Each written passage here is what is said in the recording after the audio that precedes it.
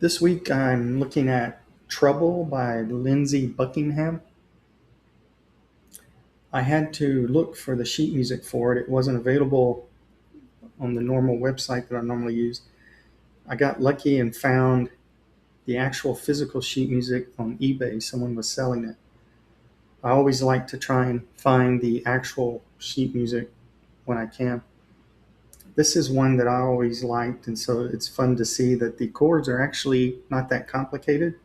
So if you're just learning to play guitar, and if you're a fan of Fleetwood Mac, which, by the way, if you didn't recognize the name, Lindsey Buckingham was the guitarist, or is the guitarist for Fleetwood Mac. And this is a song he did as when he was doing solo work outside of that band. I'll first go through the chords, and then I'll try a quick playthrough. Let me switch to my other monitor so I can use my foot pedal. Okay. This song's in the key of C. And again, if you're just starting out on guitar, the reason I know that is when I look at the upper left staff at the very first top corner of the sheet music, I don't see any sharps or flats. So that tells me it's in the key of C. And also the first chord that shows up is C. But sometimes you can have some differences with that. But yeah. So the first chord is C. So, and by the way, I'm left-handed. So if you're right-handed, just pretend like you're looking in a mirror and it'll make sense. So the first chord is C. And by the way, in case I forget, uh, I'll go through the strings. So it's E, A, D, G, B, E. And an easy way to remember that is Elvis ate donuts. Goodbye, Elvis. So back to the C chord. I'm going to start by putting my index finger on the first fret next to the bottom string, the B string. I'm then going to reach up with my ring finger on the third fret next to the top string, the A string. And then on the second fret, third string from the top, the D string, I'm going to press down. And I'm going to play everything except the top string.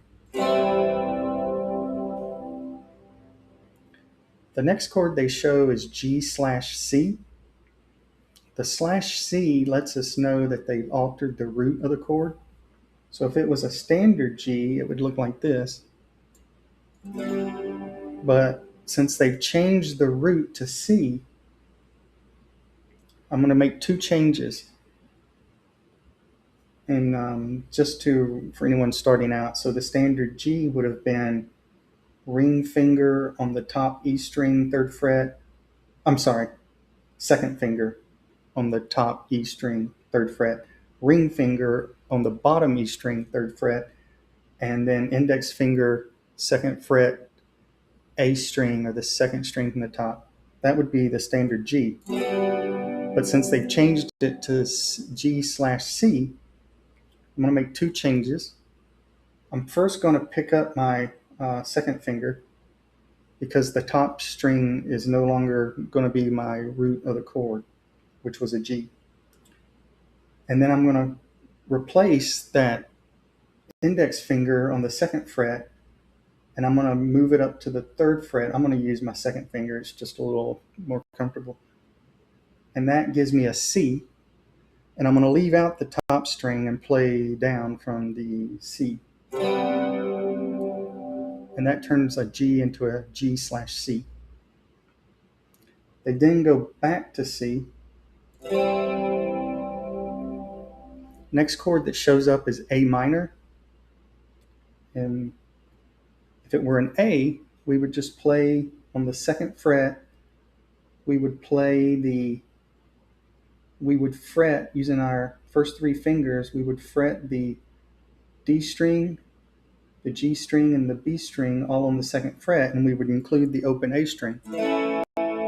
But since we're making it a minor, we're going to move that bottom finger on the B string up one fret to the very first fret, and it's going to be more comfortable if I change the fingering. So I'm going to put my index finger on that first fret on the B string, and I'm still going to press down on the other two on the second fret for the D and G strings again, but I'm just going to use my second and ring finger instead, just because it's a little more comfortable and easier. And I'm again going to play down from the open A string, and that makes it an A minor. The next one that shows up is G/A. So again, the /A tells us we're changing the G to changing the root from a G to an A. And they're playing it at the third fret. So if it were a standard, if we were just going to play G at the third fret, an alternate version of G than what we've seen so far, we could play G by using our index finger to fret the entire third fret, press down on everything. We could then use our second and, sorry, my monitor went blank. We could then use our our ring finger and our pinky to press down on the second and third strings from the top, the A and D strings, and then we could use our second finger to press down on the fourth fret, fourth string from the top, the G string. That would give us a G if we wanted to use that shape other than the one we've already seen. But they're changing it and making it a G/A. And by doing that, what we're going to do is we're going to change how we're playing that first part. Instead of barring the entire third fret, we're going to use our index finger only to grab the bottom two, okay? And then I'm going to, just for comfort, I'm going to change it. And instead of playing the string that I was playing with my pinky, I'm going to use my ring finger there. So just to recap, I'm now playing third fret, bottom two strings with my index finger, string right above that on the fourth fret with my second finger, and string right above that on the fifth fret with my ring finger. That gives me a G with the top G left out. But then if I include the open A string, that makes it the G/A.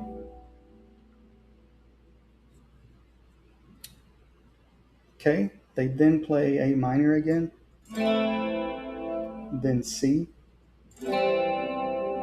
then the G/C that we've already seen, C, A minor again, the G/A that we just saw, and then the A minor. Let me see. Sorry, I gotta get back to my monitor for my sheet music. On the next page, let's see. I'm pretty sure, okay, no, there are a few more chords that show up. So C, G/C,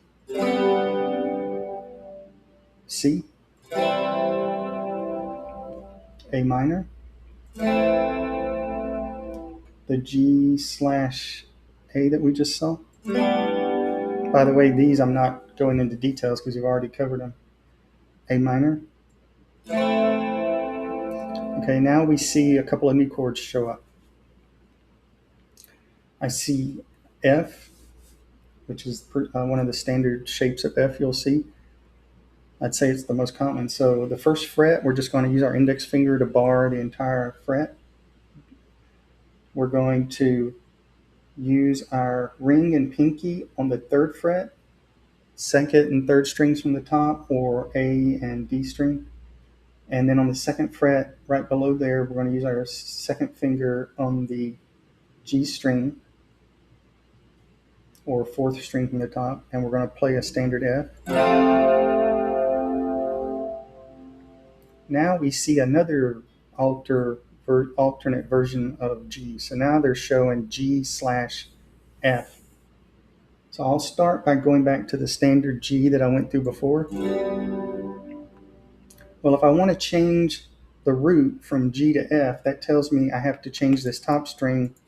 Well, one of the ways I can do it, there might be another way, but one of the ways you can do it, which is the way they're doing it, is instead of playing the third fret on the top string, this first fret is also, this first fret would give me the F, okay? And then it would be G/F.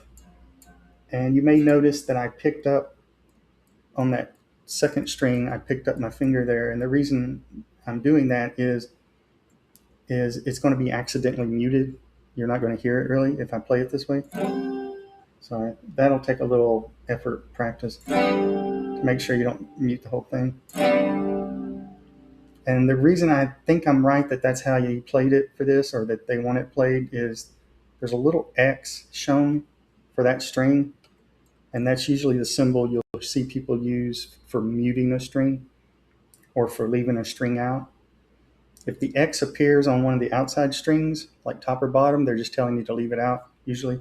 If it's in between some things that you're pressing down on, it's usually indicating that you're muting it, either intentionally or just by coincidence or by circumstance.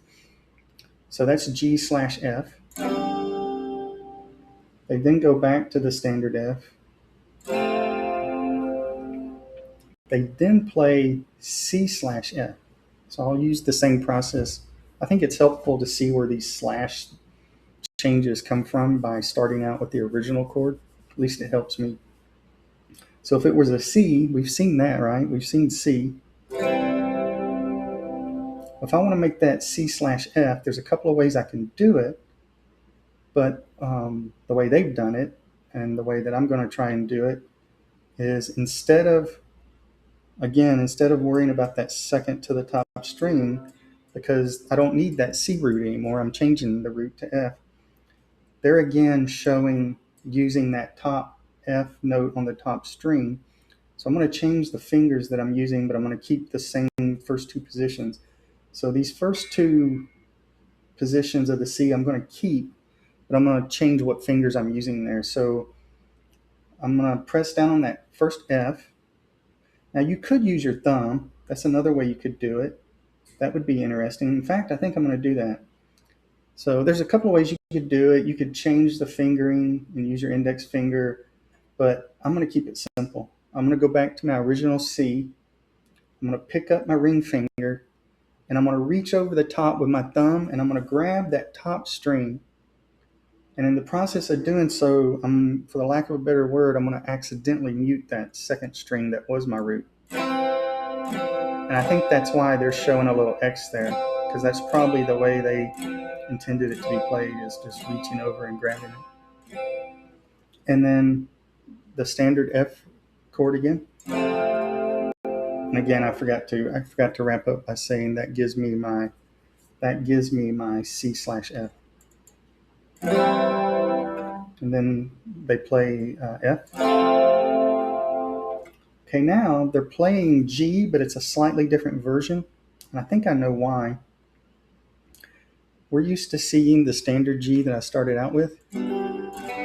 Every once in a while, you'll see people play it without that B, without pressing down on your index finger on that second chord, and they'll just play the outer strings, the outer Gs. And sometimes they'll intentionally mute that other string that you normally fret down. And I think the reason they're playing it slightly different here is right after they play G, they show what's called G sus4. It's kind of an alternate version of G. The 4 refers to the note in the G scale. So if you count it out, the 4, let's see, if I did it before I came over here, I even wrote it down on paper, should be, based on what I'm seeing on the chord, it should be C. Double check me on that. But the way they're playing it is they're playing those outer two, so the G and the G, that gives me the G. And then for G sus4, they're adding that C that you get by pressing down the first fret of the next to the bottom string. And then they're going back to G. So it's kind of like this.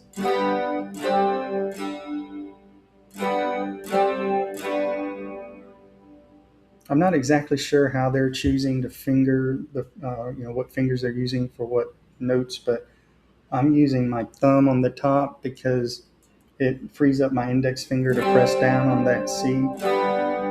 And I think that's why they're showing that A string being muted, because if you did play it with your thumb and reach over, you're probably going to accidentally mute that A. So I think I have that right. The next chord they show is F major 7. So we saw the most common version of F, right? Another version of F you see a lot is people will just fret the bottom two strings on the first fret, and then on the second and third fret, they will use their second and third or ring finger to play on the second fret, play the string right above that, which is the G string, and on the third fret with your ring finger, play the third fret string right above that one, which is the D string, but because you're on the third fret, it gives you an F. So that is an alternate, slightly higher, an alternate version of a standard F chord. But this is called F major 7. The 7 refers to the note we're adding. And if you go through the process of checking it, and for the F scale, the seventh note is E. And so to make this F into an F major 7, all I'm going to do is lift up my index finger off the bottom string and only press down on the first fret of the B string and play an open bottom E string. And that changes an F into an F major 7.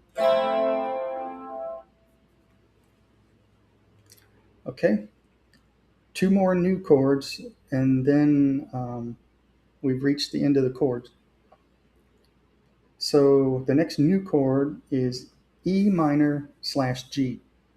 This song has been kind of, interestingly enough, unintentionally, this song has turned into a lesson on changing the roots of chords, because he did that on almost all of these. So this chord is E minor / G. So if I was just going to play E minor, it would look like this. Most standard, the most common version would just be on the second fret, the second and third string from the top, or the A and D string. Use your index and second finger and then play everything.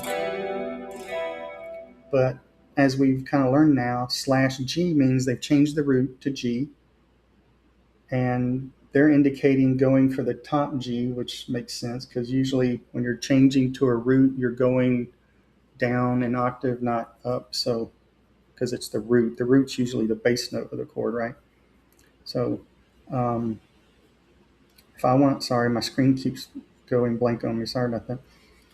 If I want to go from E minor / G, I'm going to use my ring finger on the top string, third fret, and then they show muting that second string. And they're probably showing that because if you reach across it with your ring finger, you're kind of accidentally muting it.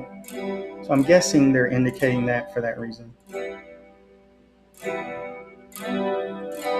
Because I don't hear really much noise either way. If I keep the full E minor with the G, or if I lift up, it sounds almost the same. So that's probably why they're showing that. Okay, so that's E minor / G. D minor / G is the next and last new chord. So a D minor would look like this. Sorry. D minor would look like that. I'll go through it quickly, don't worry. So a standard D would be this. A standard D would be, always leave out the open D string by accident, which is not good. Okay, so if it were a standard D chord, we would use our first and second fingers on the second fret, the third and bottom, the bottom string for the second finger, third from the bottom, or the G string for the first finger.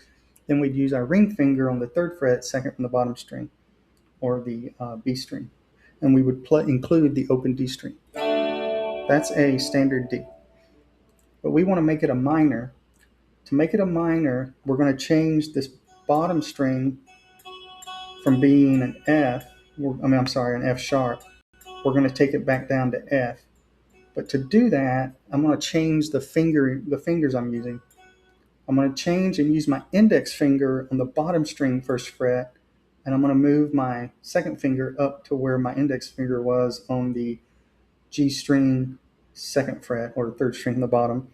And again, I'm going to play including the open D string. So that's D minor, but this is called D minor / G. Now, the way they're showing playing this, I'm sure there's other options. They're showing keeping the D minor in its standard fingering and grabbing that top string at the third fret, which is a G. And I'm going to use my thumb because, again, I see that they're showing the second string below there muted. And the most common reason for this kind of thing is you've probably reached over with your thumb, you've grabbed that third fret for your G, but in the process of doing so, you've accidentally muted that next string below it. So that should give you the D minor / G, and that's the way I'll do that one. And then the very last chord that shows up is the G with just the two positions again.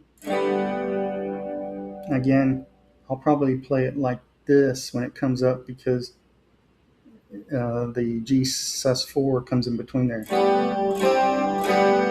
But you can also play it with your second finger instead of the thumb. Okay, I'll try a quick run through for the.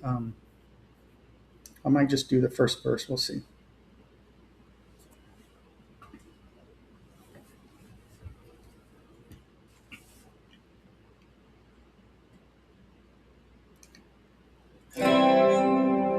I should be saying goodnight.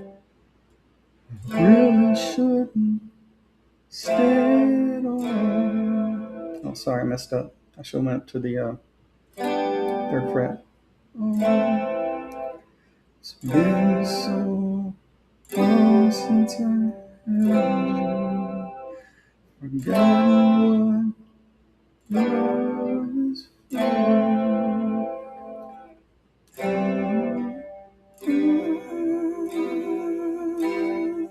I shall run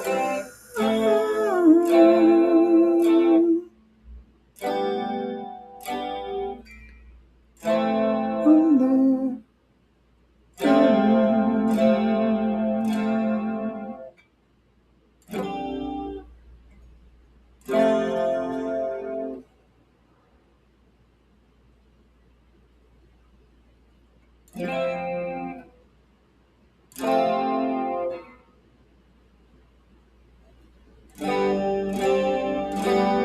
I think I'm in trouble.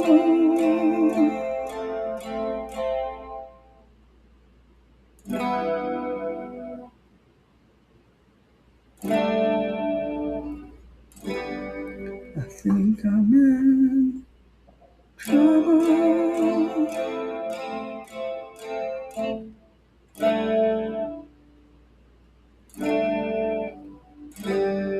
I think I'm in trouble.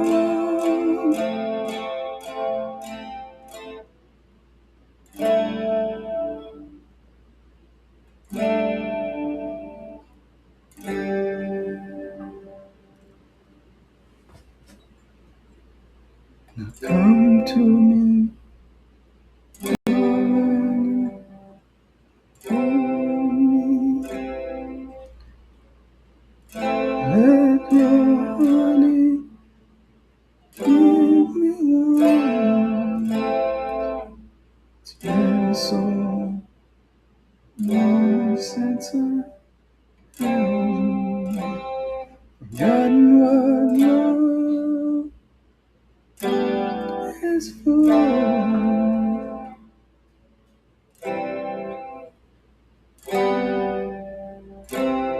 I should run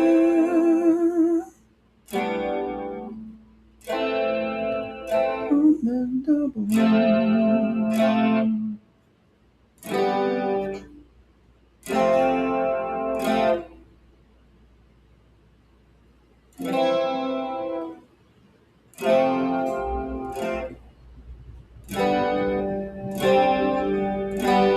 I